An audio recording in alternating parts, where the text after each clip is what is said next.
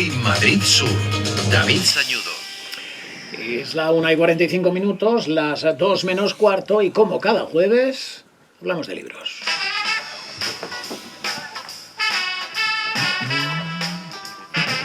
Don José Manuel Contreras, queridísimo Chema, ¿qué tal está usted? Muy buenas tardes. Muy buenas, pues festivo, que en algunos sitios hay festivo. Y ¿Hoy también festivo? Sí, porque en Madrid mañana, en Madrid capital, Sí, mañana, bueno, pero es mañana, fiesta. Pero mañana, o ya se cogen fiesta. Ya se va uno cogiendo Que fiesta. otra cosa no, pero ganas de fiesta, eso Ganas. es una Y falta. fíjese qué fiesta, que el jueves pasado estaba cayendo la mundial, Sí. le recuerdo, Sí. y hoy luce un sol maravilloso para darse un paseíto. Toquemos madera. Bueno, toquemos madera. Toquemos madera, que esta tarde es la bajada de la Virgen en Getafe y... Pues casi fiesta también la bajada de la Virgen, pero también para sentarnos y leer un libro. O dos. Nos encanta. Además, fíjate, ya se nota ambiente de Feria del Libro de Madrid. Ya Sí, como queda tan poco, ya nos contarás, por cierto, dónde vas a firmar y cuándo vas a firmar y los eventos que vas a organizar, que yo recomendaría a todos, y especialmente si hay niños en casa, que no se lo pierdan. Este fin de semana, por cierto, ¿firmas en algún sitio? Voy a estar mañana por la tarde en la Cuesta Moyano. ¿En Cuesta Moyano? Dado el éxito del mes pasado, que estuve firmando en la caseta 32. Me suena. Pues allí estuvimos y dado el éxito obtenido, repito. ¿En la misma caseta? Sí, señorito. Que es la 32, la última o la primera. O si empezamos por el Retiro, la primera. Si empezamos por abajo, por Atocha, la última. ¿Vale? Sí, ahí está la Chema Contreras. En jornada de tarde. ¿De qué hora a qué hora? Pues a partir de las 4, pues hasta las 7, 7:30, pues ahí estaremos. Escúchame, les tengo yo el plan hecho ya para mañana por la tarde. Cogemos un tren, lo mismo no sabemos cuándo llegamos, pero bueno, da lo mismo. Cogemos un tren de la C3, de la C4, de la C5, bajamos en Atocha, Cuesta Moyano, vemos a Chema Contreras, paseamos por el Retiro, la tarde hecha y volvemos al sur de Madrid tan contentos y con un libro bajo el brazo. Sí, señor. Vamos a hablar de otro camino, de otro viaje, que precisamente da título al libro que hoy recomendamos. Uno de los que hoy recomendamos es La larga marcha de las mujeres chinas, editado por El Garaje Ediciones y escrito por María José Palma Borrego, que viene a saldar una deuda que yo creo tiene Occidente en general con Asia y con China en particular, y es que conozcamos algo más sobre la historia de este gigante que representa una continuidad histórica, social, económica, política, lingüística, que a veces hemos despreciado sin darnos cuenta que tal vez sea el gran referente como continuidad que tenemos en la historia de la humanidad. Sí, señor. Y hablando en concreto de las mujeres, María José Palma Borrego ha querido dedicar este libro a las mujeres chinas, acompañándolas en este camino pues desde hace 2500 años hasta hoy en día. Hola María José, ¿qué tal? Buenos días, buenas tardes. Hola, ¿qué tal? Buenas tardes. Gracias Por la invitación. A ti, gracias. Gracias. Ha sido la verdad, una delicia descubrir pues este libro de María José, donde nos propone ese viaje, como decía David, que nos lleva desde Confucio hasta nuestros días, ¿no? Todo esa larga marcha de las mujeres reivindicando su espacio.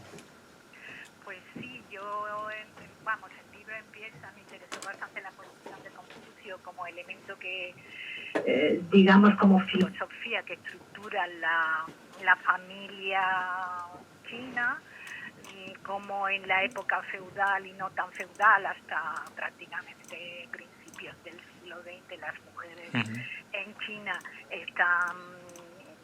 la única función que tenía era la de madre y trabajar en el campo, porque hasta hace relativamente poco pues el mayor porcentaje de la población china era rural, y entonces la función que tenía era esa. Entonces hubo un momento en que ya empezaron a hartarse, digamos, ¿no?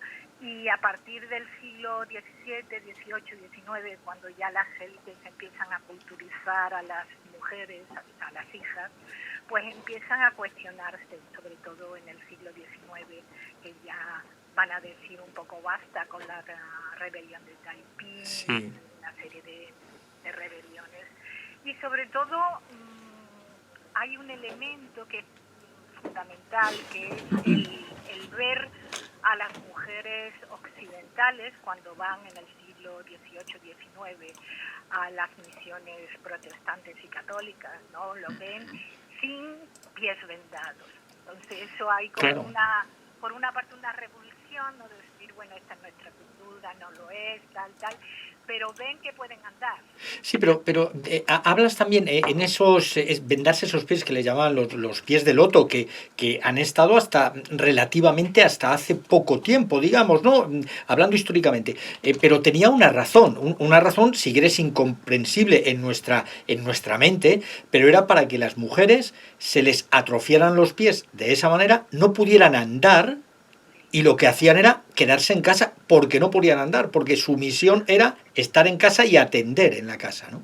Bueno, no solo, las mujeres con los pies de loto iban al campo. Sí, sí, sí. O sea, es así de terrible, ¿no? Sí. O sea, tenía la función de la maternidad, quedarse en casa, pero iba también al campo Claro, a trabajar. Así, pero con unos dolores tremendos. Efectivamente, con unos dolores impresionantes, porque luego en el siglo XIX llegan una serie de reformas y empiezan las leyes contra el vendado de pies, que prácticamente la última ley que hay contra esto es en 1936 o 39, no recuerdo muy bien la fecha, pero se le quitan la venda de los pies, pero se le sigue obligando a ir al campo a trabajar. Sí, sí, imagínate, sí. ¿no?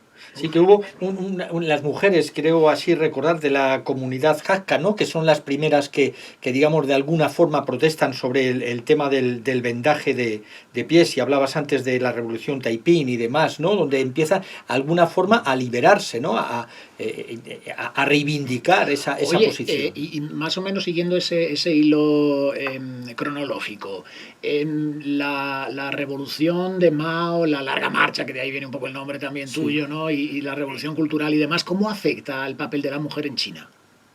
Bueno, pues evidentemente empieza en el 19 y tal, pero la revolución y sobre todo la toma del poder del Partido Comunista Chino, pues hace grandes avances con respecto a las mujeres, ¿no?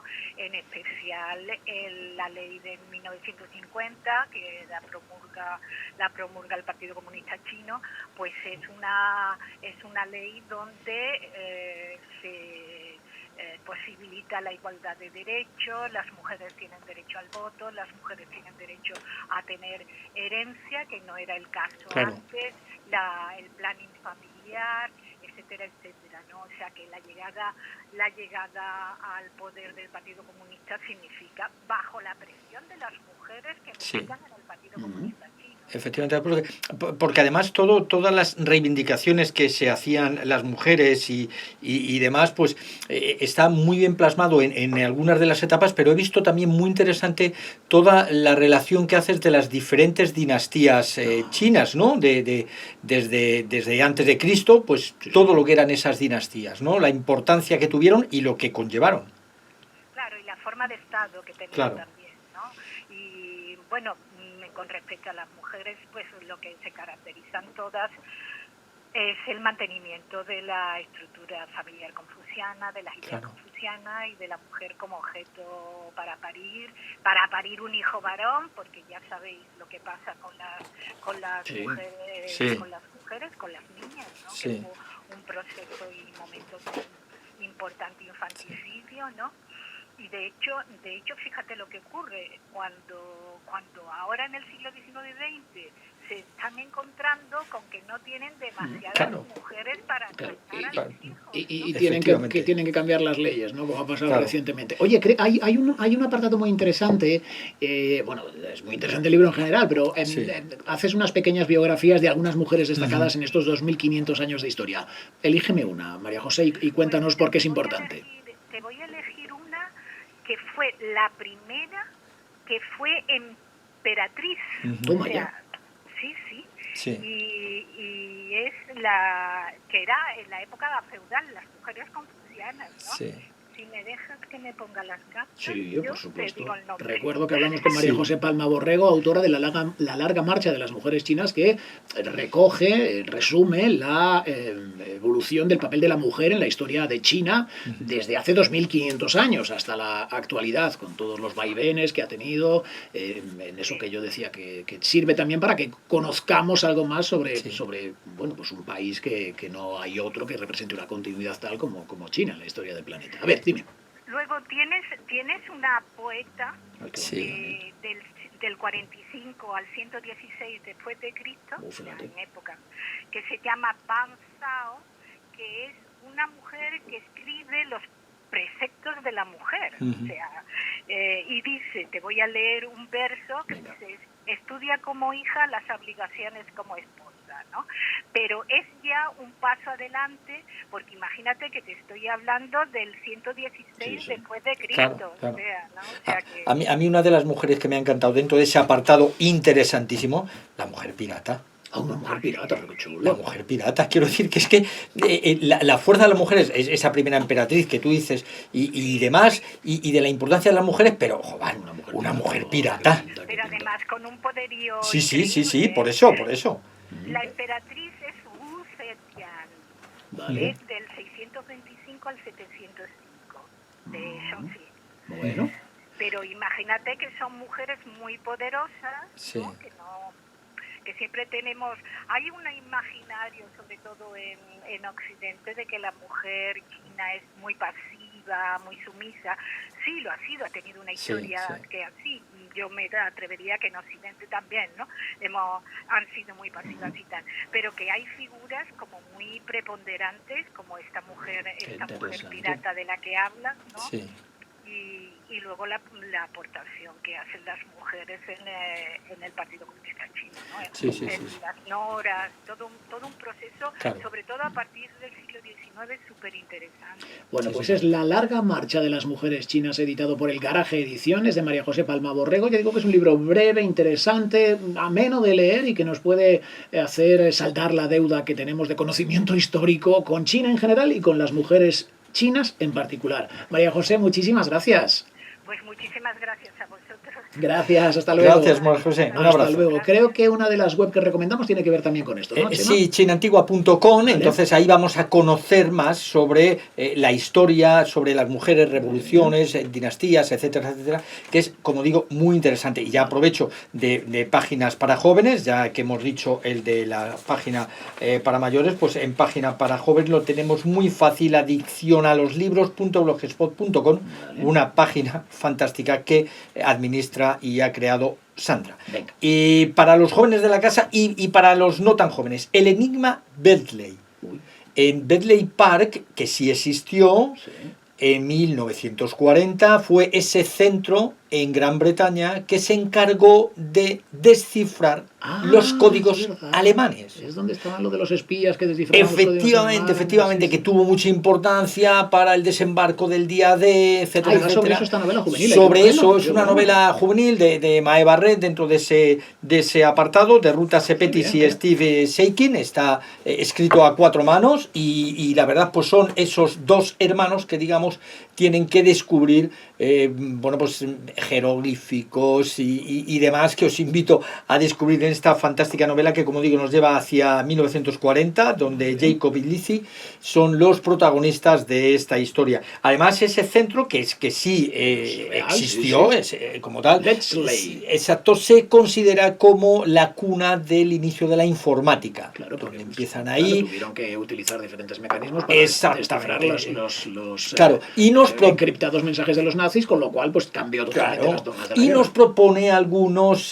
Porque los nazis eran los malos, lo digo por si acaso alguno tiene dudas todavía. Sí, hoy en día, todavía. que me parece que alguno lo tiene confundido. Y nos permite, si queremos, el descubrir algunos códigos, con código 5, que lo explica dentro de ahí, y bueno, pues saber un poco cómo descifrar algunos códigos secretos que podemos Qué encontrar. chulo. Para la semana que viene que tenemos, Chema. Sombras al otro lado del velo. Uy, qué bonito. Nos va a llevar a finales del siglo XVIII, principios del siglo XIX en Londres, y a partir de ahí pues vamos a descubrir toda esa historia de misterio que siempre esa ciudad, Londres, con esas nieblas, Londres con esas victoriana, sombras, qué efectivamente. bonito. Entonces, Y vamos a contar con la invitada aquí en el estudio. muy bien, con Marta Muñoz Barrero. Exacto. Mañana por la tarde, Sí, señorito. Puesta Moyano, caseta 32, firmando Chema Contreras. Sí, señor, Muy bien. allí estamos. Y la semana que viene, muy cerca de aquí, pero lo dejamos para la semana que viene. Chema, gracias. Un abrazo. Llegamos a las 2 de la tarde, es tiempo de información, actualidad, hora 14 aquí en la SER.